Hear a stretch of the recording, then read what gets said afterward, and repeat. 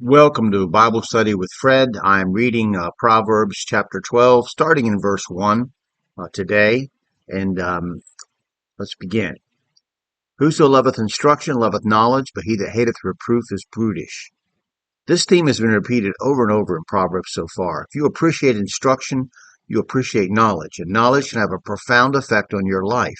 In contrast, here, loving knowledge is in opposition to hating to be corrected, and the person who hates to be corrected is like an animal. In Psalm 49:10, a brutish person is linked with being a fool. Psalm 49:10 says, For he seeth that wise men die, likewise the fool and the brutish person perish and leave their wealth to others. Go back to Proverbs 1:7, you see that fools despise instruction. And then Psalm 49:10 says they perish. If you love instruction of God and the knowledge of God, you shall live. Go back to Proverbs 4:13. We all know them, people whose lives are so messed up, so wrecked, but people who will not listen to correction or instruction, who insist on it being their life and how you can't live it for them. Of course, they aren't afraid to ask for a handout whenever they get in a pinch, which is often. Let them go. If you won't listen to instruction and correction, then stew in your own juice. Um, and it's commonplace in our society today, at least since the late 50s, early 60s, 1960s, is people saying, it's my life, it's my body, I'll do what I want.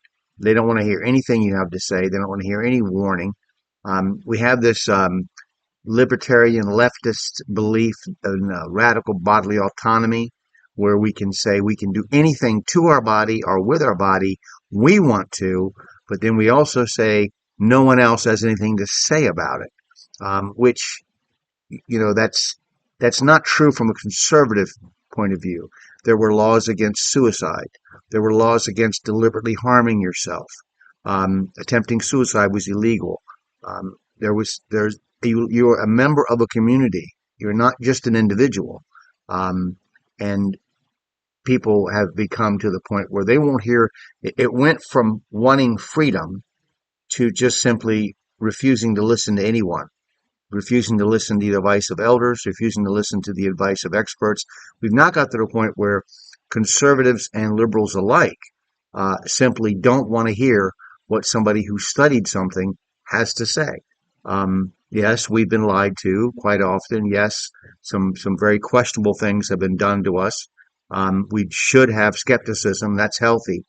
But what's happened is we've got to the point where we're not going to listen to anyone but the voices in our own head or somebody on a conspiracy website, because it makes us feel good. It justifies our beliefs.